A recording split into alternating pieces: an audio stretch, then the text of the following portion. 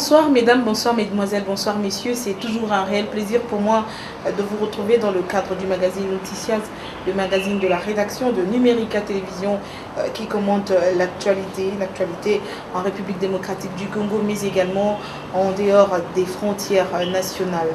Ce soir, nous avons le plaisir de recevoir un membre du Rassemblement, Matungulu Freddy, c'est son nom. Il est président du parti Congo Nabiso, président, membre également du comité des sages du Rassemblement. Il fait partie finalement de la dynamique de l'opposition. L'accord politique qui sera trouvé à la Cité de l'Union africaine va-t-il finalement résoudre ou mettre fin à la crise politique en République démocratique du Congo? Le mardi, le carton jaune du Rassemblement, le premier à Joseph Kabila, en attendant le deuxième le 19 décembre. Comment passer cette période transitoire sans qu'il y ait des casses, sans qu'il y ait des troubles et que le sang ne puisse pas couler? Freddy Matungulu va nous donner son point de vue, mais également le point de vue de son parti et du Rassemblement politique. Monsieur Matungulu, bonsoir. Bonsoir, madame. Merci de répondre à notre invitation. 2 heures, disons un jour nous sépare du 19 septembre, le premier carton jaune à Joseph Kabila. Comment ça va se passer? Vous voulez dire le 19 octobre. Oui, comment ça va se passer? Nous avons demandé à la population congolaise de manifester cette présentation de carton jaune au président Kabila, de le faire en répondant à notre mot d'ordre de ville morte qui a été lancé.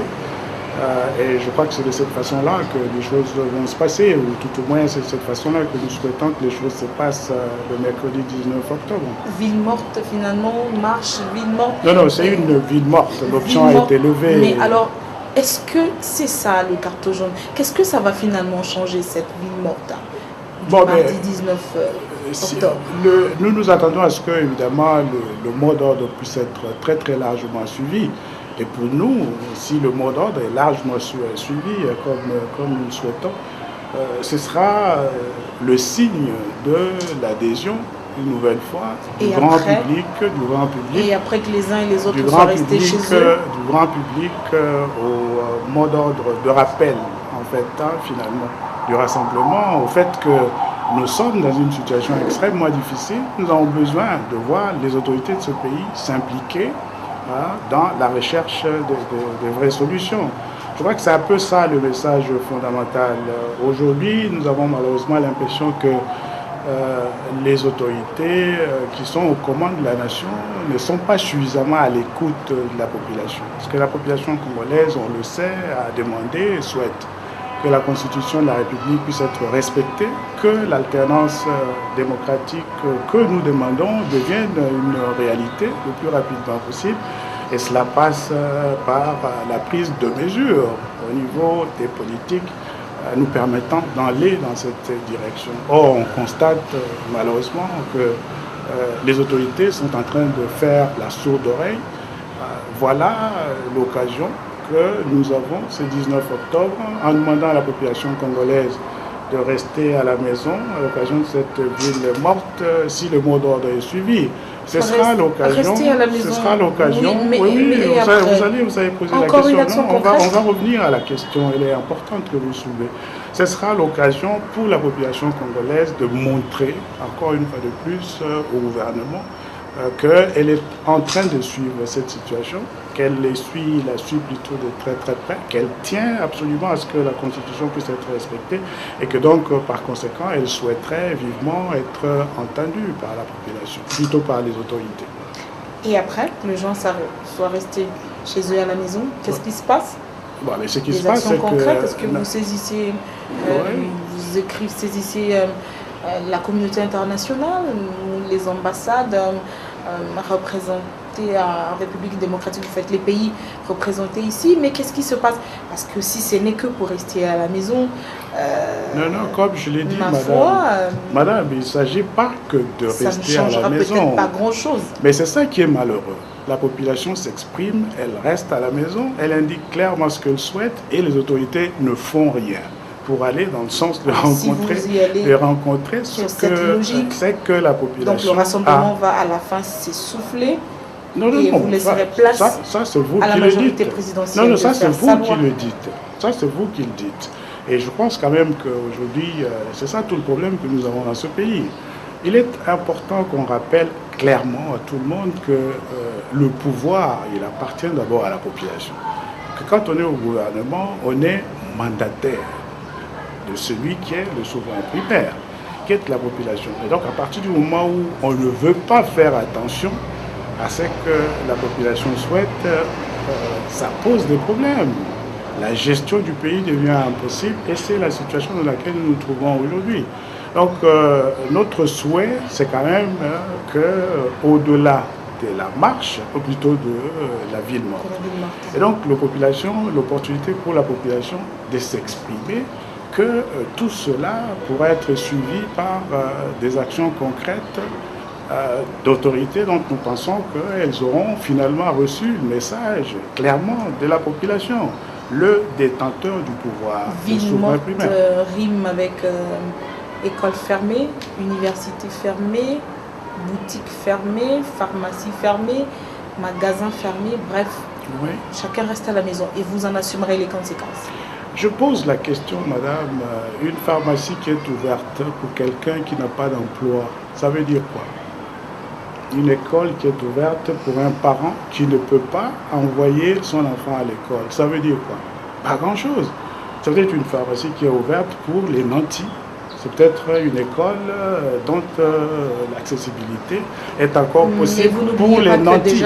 Et donc voilà, nous disons... Qui est passé sans école. Ça c'est une semaine sans école. Non. Nous voulons des vraies solutions aux problèmes auxquels notre pays Alors, est déclencher confronté. une année blanche. Voilà, c'est ce que nous sommes en train de dire. Non, ce n'est pas de ça qu'il s'agit. Il faut aller dans la logique d'une compréhension globale des problèmes. Et la compréhension globale voudrait qu'aujourd'hui, tout le monde puisse reconnaître que le pays se trouve dans une situation de crise profonde qui a besoin de réponses concrètes de la part des acteurs, surtout politiques, des gouvernants. C'est ce que nous attendons du gouvernement. Il ne s'agit pas de faire de la polémique inutile. Aujourd'hui, vous dites ville morte rime avec ce que vous avez indiqué. Et je crois que la réalité pour le commun des mortels, pour le commun des Congolais, est une réalité d'extrême difficulté. C'est ça la situation.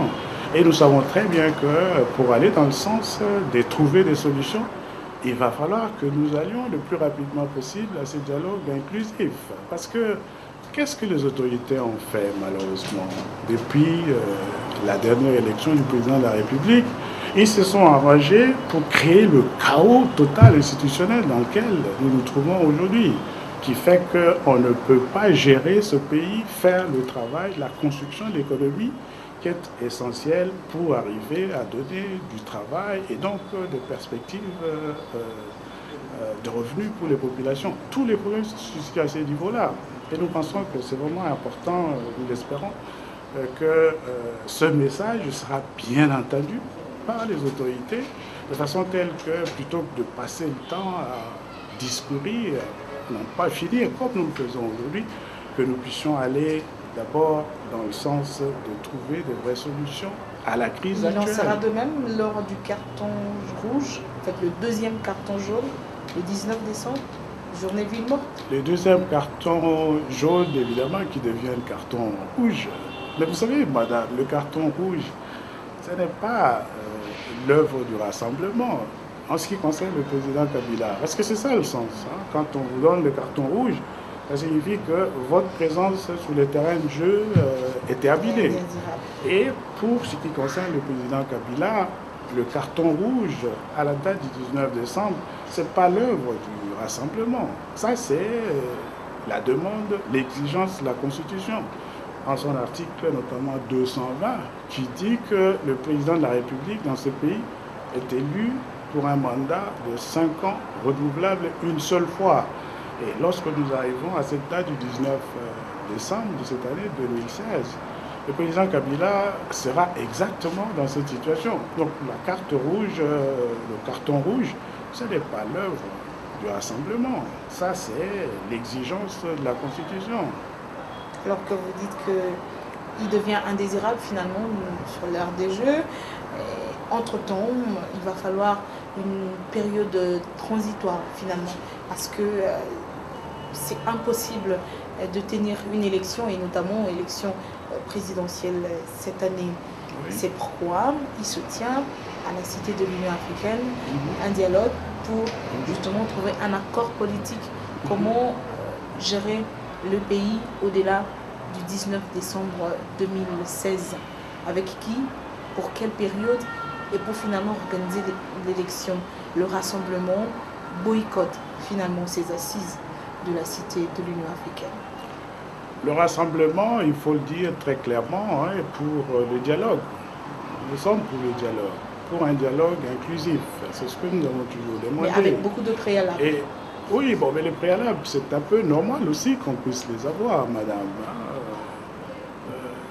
Nous sommes tous en train de rechercher la mise en place dans ce pays d'institutions démocratiques. On veut un contexte institutionnel d'ouverture démocratique, de liberté d'expression et d'association.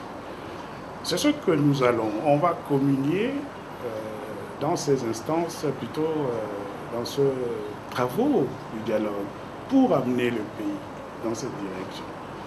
Alors nous avons dit du côté du rassemblement qu'on ne comprend pas comment une telle messe importante peut avoir lieu avec ces ambitions-là, avec cet idéal-là, pendant que certains de nos compatriotes sont enfermés, tout simplement parce qu'ils ont eu le malheur d'exprimer des points de vue qui étaient contraires à ceux du gouvernement. Ce n'est pas normal. Et pour quelqu'un qui pense que c'est important que nous allions au dialogue, c'est important que nous trouvions des solutions à nos problèmes, je crois que c'est quelqu'un devrait trouver normal aussi notre démarche, parce qu'autrement, bon, il y a comme une sorte de contradiction interne dans la façon de procéder. Alors que lorsqu'on jette un œil sur l'accord, finalement la feuille de route entre l'UDPS et la majorité présidentielle, des discussions, on va dire, des échanges à l'étranger, etc., à Venise, il s'agissait entre autres de l'enrôlement des nouveaux majeurs, le financement des élections, de la facilitation, etc. Donc tout ce qui a été fait dans les pré-négociations, on va dire, entre l'UDPS et la majorité présidentielle, c'est ça, en fait, c'est l'objet des discussions à la Cité de l'Union africaine. Qu'est-ce qui change? Parce que finalement, la décrispation de la situation politique des prisonniers, selon la majorité, ça se fait déjà progressivement. À l'ouverture des chaînes des médias proches de l'opposition fermées, déjà Canal Kin a ouvert. Il y a la télévision de Vital Caméré. Et il y a entre autres la facilitation, Edem Kodjo, qui bénéficie encore de l'appui et du soutien de la communauté internationale, l'Union africaine, l'Union européenne, l'Organisation internationale de la francophonie. Qu'est-ce que vous voulez encore, vous, rassemblement? D'abord, pour commencer, madame, excusez-moi, je ne suis pas à mesure de parler de ces négociations directes qui ont eu lieu ou qui auraient eu lieu entre la majorité et l'UDPS, parce que moi je ne suis pas l'UDPS, je suis du Rassemblement, et je n'avais jamais été associé ni de près parce ni de loin. Parce qu'au départ, il s'agissait de l'UDPS ni de loin, oui, ni de près ni de loin. Pour parler, donc je n'en connais pas le contenu, les spécificités, donc je ne peux pas en parler. Je peux parler de la situation actuelle en ce qui concerne le Rassemblement, parce que en tant que président de Komona Bissau, je suis de la dynamique de l'opposition et donc du Rassemblement. Nous avons dans ce pays constamment référence à l'intervention de la communauté internationale quand il s'agit de trouver une solution aux problèmes qui sont les nôtres.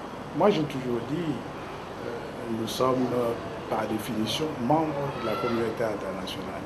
Mais je suis convaincu que si nous voulons aller dans le sens de trouver des solutions à nos problèmes, c'est d'abord entre nous que ces interactions doivent avoir lieu. Et aujourd'hui, on a été mis dans cette situation exceptionnelle où, au terme de la République, nous nous retrouvons dans un contexte où tous les animateurs des institutions de ce pays n'ont plus de mandat populaire.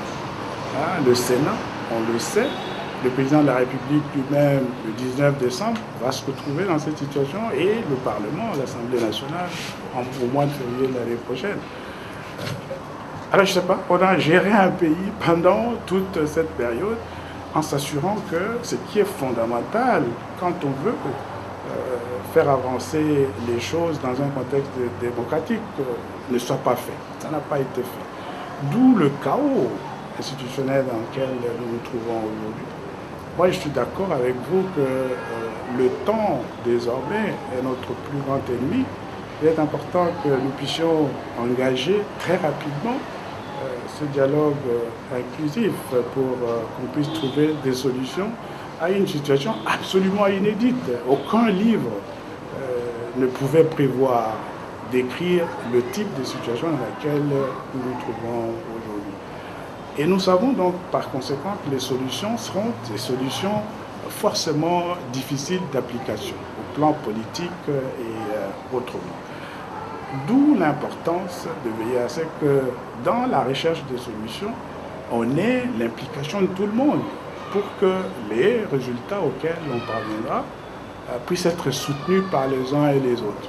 Pour que les collègues, nos amis de la majorité, puissent avoir le courage d'expliquer les solutions auxquelles on parviendra à leur base, pour que nous également, du rassemblement, puissions faire la même chose, de façon telle qu'on donne un minimum de chances de succès aux conclusions de ces travaux qui sortiront du dialogue. Voilà pourquoi l'inclusivité est importante. Autrement, on arrive à un résultat qui est soutenu par une partie et forcément combattu par une autre. Et pour la République démocratique du Congo, ce serait une perte de temps inutile. Nous avons encore frais en mémoire, comme vous le savez, cette situation des consultations nationales dont on ne connaît pas aujourd'hui les résultats au plan concret si notre volonté est d'essayer de remettre le pays au travail. Alors, quel intérêt on a à poursuivre encore essentiellement le même schéma, suivre encore le même schéma, en privant ces discussions de ce caractère inclusif qui lui est absolument essentiel, si nous souhaitons qu'il puisse être évidemment bénéfique pour notre pays. Voilà pourquoi le rassemblement insiste beaucoup sur la nécessité du dialogue inclusif, et nous disons que nos compatriotes de la majorité ont bien fait de se retrouver en réflexion. Ils le font depuis plus d'un mois maintenant. Nous également, du côté du rassemblement, nous avons fait un peu le même exercice. Il y a une majorité et une opposition dans ces discussions. Nous, du rassemblement, on a également fait le même effort de réflexion. Et je pense quand même qu'il est grand temps que les deux schémas, aujourd'hui, puissent se retrouver pour qu'on puisse sortir les schémas qui pourra bénéficier de l'appui des uns et des autres, le tout avec l'objectif de faire en sorte que finalement on puisse trouver une sortie de crise. Dialogue inclusif, vous en parlez. Une sortie de crise efficace, effective et un atterrissage en douceur pour la République démocratique du Congo. Dialogue inclusif, vous en parlez et vous n'êtes pas le seul d'ailleurs à parler de ce dialogue inclusif. Mais avec qui? Parce que vous avez suivi le secrétaire général de la majorité présidentielle dire clairement qu'il n'y aura pas d'autre dialogue en dehors de celui qui se tient à la cité de l'Union africaine, mais seulement les conclusions ou l'accord qui sera trouvé restera ouvert pour permettre à toutes ces parties qui n'ont pas pris, disons le rassemblement, qui n'a pas pris part à ce dialogue. Comment vous entrevoyez finalement vous inclure dans la logique de cet accord politique qui sera trouvé à la cité de l'Union africaine? Non, il ne s'agit pas de nous inclure dans la logique de cet accord. Je crois qu'ils vont parvenir à un schéma qui reflète leur point de vue sur les questions essentielles, y compris notamment en ce qui concerne le sort à réserver au président de la République, mais pas seulement. Vous savez, madame, vous dites le secrétaire général de la majorité ou le porte-parole de la majorité a dit qu'il n'y aura pas de dialogue inclusif, qu'il n'y aura pas d'autre dialogue que ceux eux sont en train de faire. Moi, j'aurais souhaité qu'ils soient un peu plus à l'écoute de la population congolaise. Aujourd'hui, vous prenez n'importe qui dans cette ville de Kinshasa et sur l'ensemble du territoire national. Je crois que même si Donc, pour le moment... écouter pour vous, écouter le peuple, c'est écouter le rassemblement. Non, je veux dire, écoutez le peuple. Écoutez le peuple. Ils peuvent faire le même exercice. Ce n'est pas forcément le rassemblement. Nous, au niveau du rassemblement, on essaie de faire l'effort d'écouter. Et nous pensons que notre point de vue est celui qui est défendu par la grande majorité de la population congolaise. Et je crois que les amis de la majorité peuvent faire le même exercice, en toute objectivité. Parce que quand on va au pouvoir, c'est quand même important qu'on sache qu'on y est pour aider le pays. Ce n'est pas simplement parce qu'on veut être au pouvoir et bénéficier de tous les avantages liés aux fonctions. Donc cet exercice que nous faisons du côté du rassemblement, d'essayer d'écouter dans toute la mesure de la population, mais les amis de la majorité peuvent le faire aussi. À la majorité, on vous dira la même chose, que là-bas on écoute également le peuple. Non, et qu'on sait que ce peuple veut des élections, mais pour en arriver, il faut baliser le chemin finalement pour tenir une élection qui n'appelle pas à des contestations, à des soulèvements, une élection où on n'exclut pas une catégorie de la population, à peu près 17 millions, y compris les nouveaux majeurs, etc. Réviser le fichier électoral pour avoir un fichier propre et organiser des bonnes élections. À la majorité, on vous dit qu'on a écouté le peuple et voilà pourquoi on va laisser à la Commission électorale nationale indépendante faire son travail d'enrôlement et pour obtenir un fichier à la clé, organiser des élections paisibles, démocratiques, transparentes. Nous sommes évidemment pour l'organisation d'élections transparentes. Je crois que c'est l'objectif qui est poursuivi par tout le monde. Mais je ne suis pas convaincu personnellement que nos frères de la majorité sont en train d'écouter cette population. Et en ce qui concerne M. Nanga, je ne sais pas s'il est vraiment sérieux. En tout cas, en ce qui me concerne, c'est monsieur, il n'est pas sérieux. Pourquoi? Sérieux dans son travail, Nanga c'est un technicien, il a la maîtrise de la question électorale. Soyons sérieux, madame, soyons sérieux. Vous savez, M. Nanga, il y a quelque temps, a parlé d'élections qui devraient se tenir dans 16 mois. En 16 mois, sur la base des évaluations qu'il avait faites. Pendant ce temps, nous savons aussi qu'il y a d'autres experts indépendants au niveau de la communauté internationale, à un moment donné, qui ont estimé qu'en 6 mois, on pourrait être à mesure de faire le travail qu'il faut. Dans tous les cas, madame, si vous avez aujourd'hui 50 avions cargo pour faciliter la distribution du matériel sur l'ensemble du territoire national, est-ce que vous aurez besoin d'autant de temps que quelqu'un qui ne dispose que de 10 avions?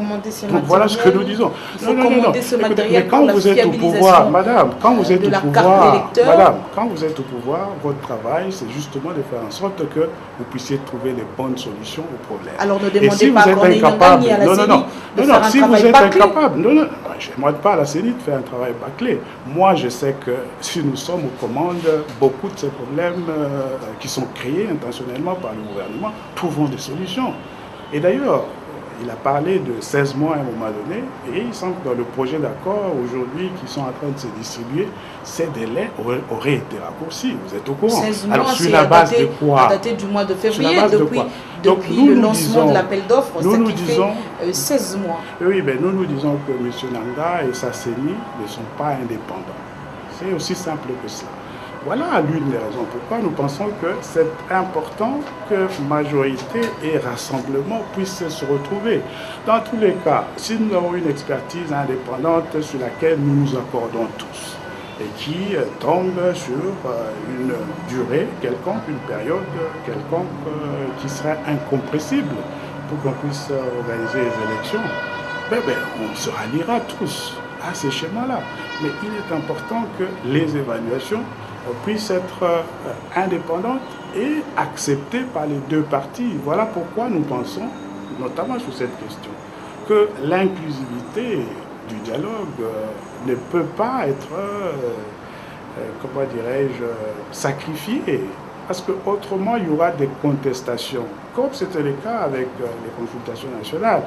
Et on gardera ce pays à genoux dans l'impossibilité de se trouver une voie de sortie et de commencer à travailler. Et dans l'hypothèse où il n'y a pas de deuxième dialogue, d'un dialogue entre vous et la majorité, d'abord, pourquoi vous insistez sur le fait qu'il faut un vrai dialogue entre le Rassemblement et la majorité présidentielle? Et qu'est-ce que vous pensez, vous, de l'opposition qui prend part à ces assises?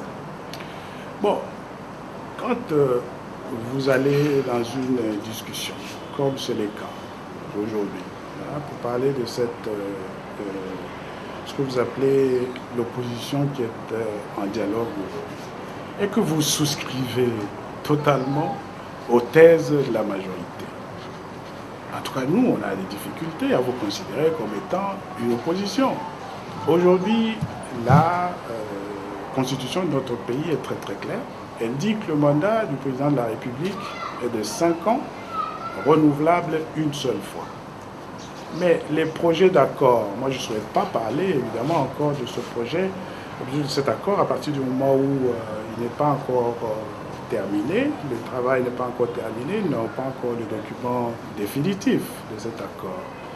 Mais de ce que la presse en dit, apparemment, cette opposition qui est à la Cité de l'Union africaine, en train de travailler avec la majorité présidentielle, est aujourd'hui d'accord pour qu'essentiellement on accorde un autre mandat à M. Kabila, à travers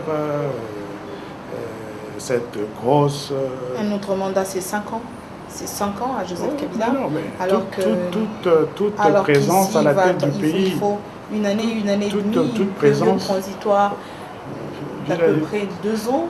Ouais, avant la tenue des élections. D'à peu près 2 ans. Mais qu'est-ce que vous appelez la présence à la tête du pays au-delà de votre mandat pendant 2 ans? C'est quoi? Non, parce que vous savez, madame, nous devons être sérieux. Quand vous êtes au pouvoir, vous savez très bien qu'à la fin du mois, votre salaire est régulièrement payé. Vous pouvez prendre votre temps. Mais ce n'est pas le cas pour le commun des mortels ici, pour le Congolais moyen, qui est en train de tirer, comme on dit, le diable par la queue.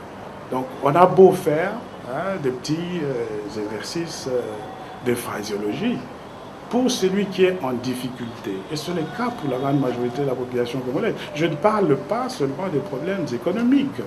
Je parle des problèmes sécuritaires, comme on le voit par exemple à l'est de la République. Pour ces gens-là, le commun des Congolais, 2 ans, au-delà du terme du mandat du président de la République, c'est 2 ans de trop. Et donc, voilà ce que nous sommes en train de dire. Alors, vous êtes l'opposition. Si, avec le Rassemblement, quelle est la proposition que vous faites pour ne pas aller au-delà de 2 ans? Je dis, vous êtes l'opposition et vous êtes d'accord avec toutes ces thèses de la majorité. Vous n'allez quand même pas nous dire que vous représentez l'opinion de l'opposition. Absolument pas. C'est pour ça que nous avons dit, pour faire simple, nous avons le Rassemblement d'un côté. Ce n'est pas quand même très prétentieux pour vous de dire ça de ceux qui sont à la Cité de l'Union africaine. Enfin, moi, je souhaite que ces gens d'opposition puissent être prises sur la base des idées. Et c'est ce que je suis en train de dire. Les idées aujourd'hui sont celles-là. Le mandat du président de la République se termine le 19 décembre. C'est ce que la Constitution clairement dit. Bon, je ne vois pas comment on peut tomber d'accord avec autre chose que ça et dire qu'on est de l'opposition. D'autant plus qu'il y a à peine, on peut dire 2 mois, ces amis-là, ils tenaient exactement le même langage que nous. Alors pour être de l'opposition, il faut dire, d'accord, pas d'élection, d'accord, dialogue, mais pas de Joseph Kabila à la tête du pays. Alors il faut qu'on se le dise. Il faut quoi? Il faut diriger le pays par qui? Comment? Et en attendant la tenue des élections, il faut bâcler le boulot à la CENI pour organiser les élections en juin 2017, juillet 2017. Selon vous, qu'est-ce qu'il fallait faire ou qu'est-ce qu'il faut faire? Quelles sont les propositions du Rassemblement pour respecter la Constitution selon vous? D'abord, de notre point de vue, le problème le plus important aujourd'hui, c'est que nous arrivions à combler ce vide juridique créé au niveau de toutes les institutions de la République. Je l'ai dit au début, quand on arrive en février de l'année prochaine, les sénateurs qui n'ont plus en fait de mandat populaire depuis longtemps seront rejoints par le président de la République et les députés. Donc il faut que ce problème puisse être résolu. Et pour nous, cela signifie qu'il faut aller le plus rapidement possible aux élections.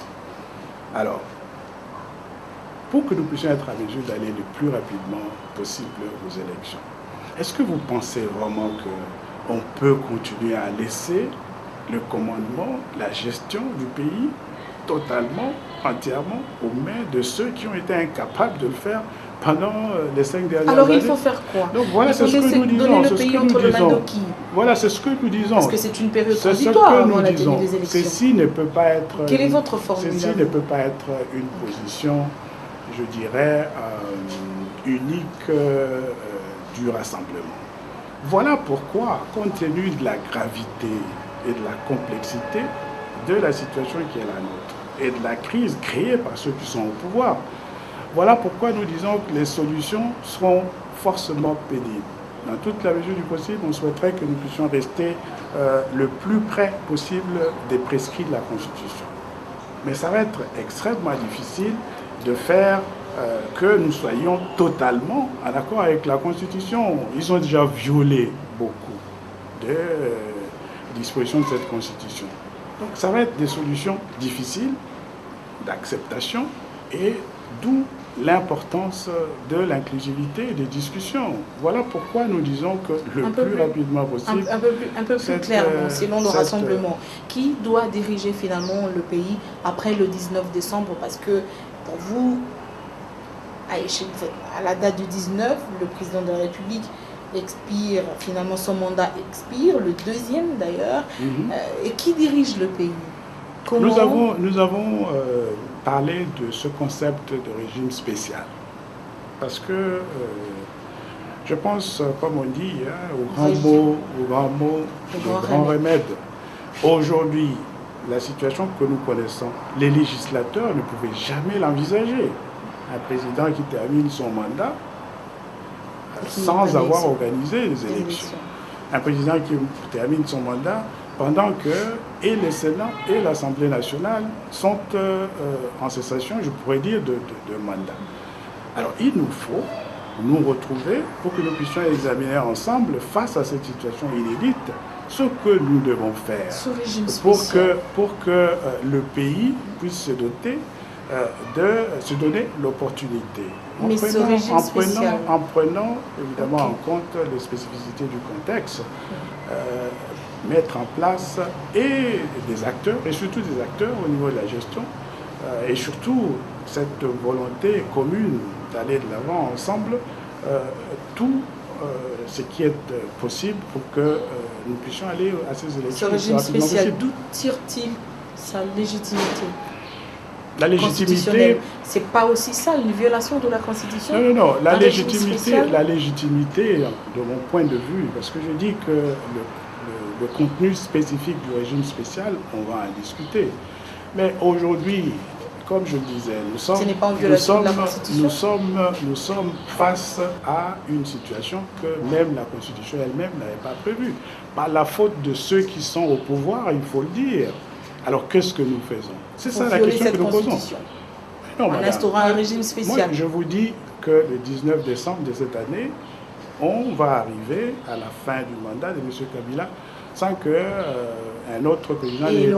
Alors qu'est-ce que vous dites? Qu'est-ce que vous dites? Non, écoutez, madame. Non, s'il vous plaît. Le 20 décembre, on devait avoir un président élu. On ne l'a pas. Qu'est-ce que vous faites? C'est un régime spécial, simplement, ne serait-ce que de ce point de vue. Le 19 septembre, de l'article 70, le 19 le chef septembre, de l'État reste en fonction jusqu'à l'installation.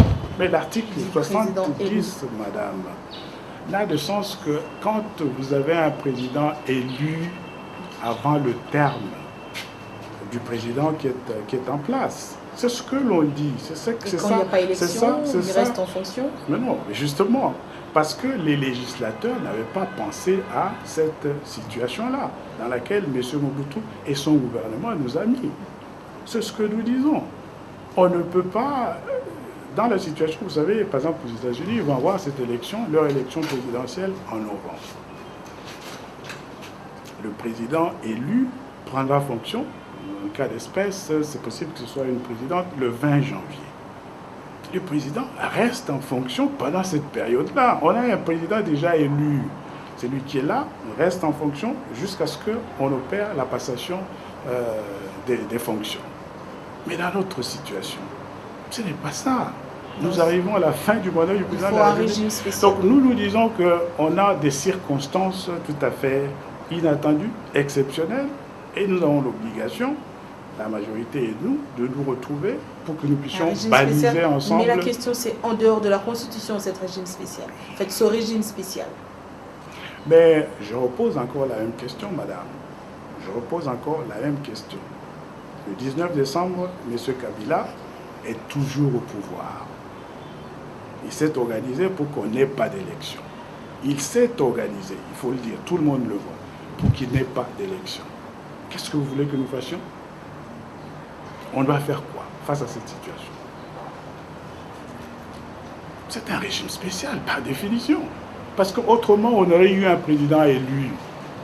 La Constitution n'avait pas prévu qu'il n'y ait pas de président élu au moment où le mandat du président de la République se termine. Au-delà de l'argumentaire, mais un régime spécial en violation de la Constitution. Non, moi je dis un régime, mais nulle part dans la Constitution il est prévu non plus que le président qui termine son mandat en s'organisant. Que le rassemblement qui tient pour le respect de la Constitution ne devrait même pas peut-être proposer ce régime spécial. Le régime spécial, c'est une façon de parler. Et le rassemblement et la majorité violent la Constitution dans une certaine mesure. Non, c'est pas de ça qu'il s'agit. Nous sommes... Non, moi je n'accepterai pas. Moi je dis, nous avons un problème concret auquel nous faisons face, il faut lui trouver des solutions. C'est ce que je dis. Président Matungoulou, l'accord qui sera finalement trouvé à la Cité de l'Union africaine, est-ce que selon vous, ça va contribuer à mettre fin à la crise politique actuelle? Moi, je ne vois pas d'accord convenu entre la majorité, au sein de la majorité, sans consultation du rassemblement, nous aidant à sortir de la crise. On a eu une petite discussion ici, comme vous le constatez, qui indique clairement que nous sommes dans une situation absolument exceptionnelle, inédite, que personne n'avait prévue. Et on a besoin de trouver des solutions, disons, à la mesure de la gravité et de la complexité de cette situation. Et ça va être des mesures très très difficiles. On le constate. Vous-même, vous le constatez. Et donc, pour cette raison, je crois que moi, je continue d'espérer, je reste optimiste, que nous aurons la sagesse en tant que responsables politiques dans ce pays, aussi bien de la majorité que l'opposition, de pouvoir nous retrouver pour regarder les choses en place froidement et décider de ce que nous faisons. Qu'est-ce que vous attendez du sommet de Luanda, déjà que les ministres des Affaires étrangères de la SADC en visite officielle à RDC, après les consultations, ont réitéré leur soutien au dialogue de la Cité de l'Union africaine, même si c'est avec beaucoup de regrets que l'on constate l'absence du rassemblement. Vous avez été pointé du doigt parce que c'est le 19 septembre que c'est le rassemblement qui a envoyé finalement les Congolais dans la rue, et il s'en est suivi ce qui s'est passé dans la capitale, mort d'hommes, etc.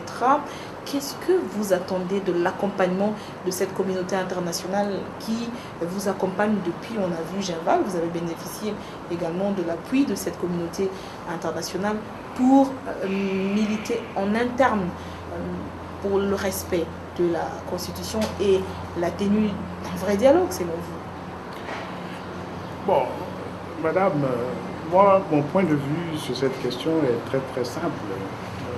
Et je crois que je l'ai dit au début de l'entretien. Les solutions à nos problèmes viendront de nous, Congolais. La communauté internationale dont nous sommes membres a l'obligation de pouvoir accompagner tous ses membres en difficulté. Et demain, si c'est un autre pays, quand, je l'espère, la République démocratique du Congo se portera un peu mieux, un autre pays en difficulté aura besoin de l'appui, du soutien de la République démocratique du Congo, nous serons là pour apporter notre soutien. Donc voilà un peu comment moi je conçois cette rencontre de Luanda. Je ne m'attends pas à ce qu'il y ait des grands miracles s'il n'y a pas entre nous, Congolais, cette volonté d'aller à la recherche des solutions à nos problèmes et d'y aller de façon consensuelle. Il y aura un sommet. On en a eu combien sur la République démocratique du Congo pendant les 10 dernières années? Faites les décomptes. Mais à partir du moment où, entre nous, Congolais, il n'y a pas volonté de nous engager pour trouver des solutions, je crois que ce sera difficile pour les étrangers de nous imposer quoi que ce soit. Donc je suis content que le sommet ait été organisé. Je crois que c'est la preuve qu'au niveau de nos voisins, de l'Afrique d'une façon générale, on se préoccupe de l'évolution de la situation dans notre pays.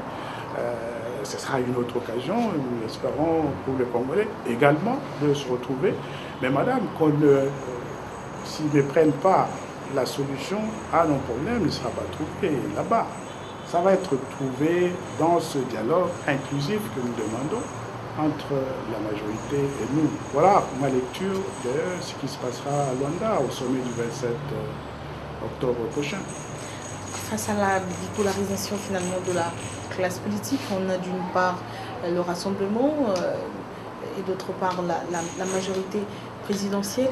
Comment évoluer dans ce contexte-là, Freddy Matoulou? Je pense qu'aujourd'hui, nous avons vraiment l'obligation d'aller au-delà de nos appartenances politiques, au-delà de cette polarisation, pour d'abord regarder le bien de ce pays. Et je crois que nous sommes tous d'accord, de la majorité comme de l'opposition ou du rassemblement, que notre pays se trouve dans une passe extrêmement difficile, que nous sommes face à une crise institutionnelle absolument inédite et que nous avons donc l'obligation de vraiment tout faire pour que nous puissions nous retrouver, regarder froidement en face de nous ce qui se passe et trouver des solutions. Voilà ce que moi je dis.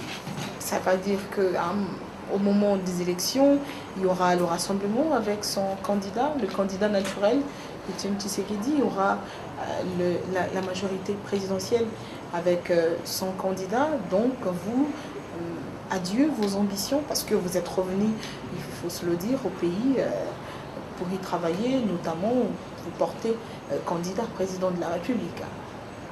Non, madame, pour le moment, je crois que c'est important de dire que le rassemblement n'est pas une plateforme politique. Plutôt que ce que je voulais dire, n'est pas une plateforme électorale. Le rassemblement n'est pas une plateforme électorale. Ce qui nous unit plutôt aujourd'hui au niveau du rassemblement, c'est notre volonté commune de lutter pour que la Constitution de la République puisse être préservée, pour que le consensus de Sun City puisse être préservé, et pour que le plus rapidement possible, la population congolaise ait l'occasion d'aller aux élections. Au-delà, la question des plateformes électorales, évidemment, se posera. Moi, si j'ai bien compris l'évolution de la situation dans notre pays sur la scène politique nationale depuis plusieurs mois, les deux seules plateformes électorales que je connaisse, c'est les G7, je pense, et l'Alternance pour la République, deux plateformes électorales qui se sont clairement prononcées en faveur de Moïse Katumbi comme candidat à la présidence, effectivement candidat à la présidence. Pour le moment, le rassemblement n'est pas dans cette logique. Nous ne travaillons pas encore comme plateforme électorale. Donc, pour dire que, en ce qui me concerne personnellement, ma volonté de me présenter, de participer à cette course pour la présidentielle reste et continue d'être affichée jusqu'à nouvel ordre. Est-ce que vous avez toujours la même détermination au 19 septembre, ça veut dire engager les Congolais dans cette lutte, finalement sortir dans la rue? Ça, je reprends la question du carton, du deuxième carton rouge, le 19 septembre dernier, parce que nous apprenons que finalement le 19 décembre, c'est tout le monde dans la rue pour exiger le départ de Joseph Kabila, c'est la marche. Est-ce que après les arrestations, le mandat d'arrêt contre les personnalités de l'opposition, vous avez toujours cette même détermination? Bon, écoutez, pour moi, une manifestation politique est un droit constitutionnel qui est reconnu à tout citoyen de ce pays. Je ne vois pas en une manifestation politique la volonté d'en découdre avec qui que ce soit. Généralement, quand les gens vont marcher, c'est pour exprimer un point de vue. Et j'aime toujours à rappeler que le 31 juillet de cette année, nous avons organisé une grosse manifestation, un meeting en face du stade des Martyrs qui s'est déroulé dans les meilleures conditions possibles. Donc quand on va manifester, ça ne signifie pas qu'on y va pour aller casser, ça ne signifie pas qu'on y va pour créer des troubles. Et je crois que c'est dans cet esprit, on va manifester pour pouvoir exprimer son point de vue sur les développements politiques dans le pays. Et pour moi, c'est un droit constitutionnel qu'on ne peut pas dénier à la population congolaise. C'est dans cet esprit-là, je pense, que je m'attends à ce que, si évidemment la volonté populaire d'obtenir l'alternance politique n'est pas rencontrée par les autorités, que la population continuera à marcher. À la cité de l'Union tout à fait africaine, en conformité avec ses droits constitutionnels. Et ce sera important que chaque fois que tel sera le cas, que des dispositions puissent être prises au niveau des autorités pour assurer le bon encadrement de cette manifestation. Que des dispositions puissent être prises également du côté de l'opposition pour que les militants soient encadrés. C'est ça notre obligation, les uns et les autres, ceux de l'opposition responsables et ceux également du gouvernement. Dernière question, il y a quelques mois, vous-même personnellement, vous avez eu des ennuis sécuritaires. Ça va maintenant?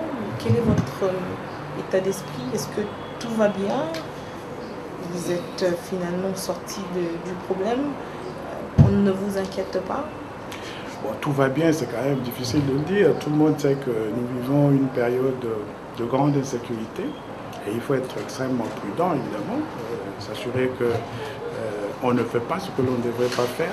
Moi, ce que je dis toujours, toute mon action politique, même dans la vie d'une façon générale, toutes mes actions s'inscrivent dans la logique de la loi. À partir du moment où je respecte les lois du pays, moi je n'ai pas peur d'avoir des ennuis avec la justice. Congo-Nabisso se prépare pour les élections? Congo-Nabisso, je crois, il faut le dire, a perdu beaucoup de temps à se battre pour avoir les élections. Alors que ceci devait être quelque chose auquel on ne devrait pas penser. On devait avoir cette élection cette année, malheureusement on ne l'a pas eu. Mais ça nous a fait perdre énormément de temps, ça il faut le reconnaître. De plus en plus, nous sommes convaincus que les choses vont se clarifier, que nous aurons cette élection. Je crois que ce sera le moment pour nous de relancer encore, comme il se doit, les activités du parti, de renforcer les contacts avec la population et surtout, ce qui est plus important, de commencer à parler de notre projet de société. C'est que malheureusement, on n'a pas été à mesure de faire compte tenu des facteurs que j'ai évoqués tout à l'heure. Merci beaucoup d'avoir accepté d'être notre invité ce soir. Vous avez quelques secondes pour conclure cette émission. Je vous remercie, madame, pour l'opportunité que vous me donnez, encore une fois de plus, de nous retrouver avec la population congolaise. Moi, je voulais rappeler aux responsables politiques que nous sommes tous, ceux de la majorité et du pouvoir, que le détenteur véritable du pouvoir, c'est le souverain primaire, c'est la population congolaise. Et je pense que c'est important que, quel que soit ce que nous faisons, nous puissions constamment garder présent à l'esprit cette exigence. Je vous remercie. Voilà, ainsi se termine ce nouveau numéro du magazine Noticias sur les antennes de Numérica. Ce magazine sera rediffusé mercredi à partir de 11h15. Vous nous retrouverez sur les réseaux sociaux. Je vous retrouve lundi prochain avec un nouvel invité si Dieu nous prête vie, très bonne suite de programme sur Numérica Télévision. Un grand merci aux techniciens, Doudou Gassouba, Eric Ndongala derrière les caméras, mais également à Shadrach Kabouya au montage final de cette émission. Bonsoir et à très bientôt.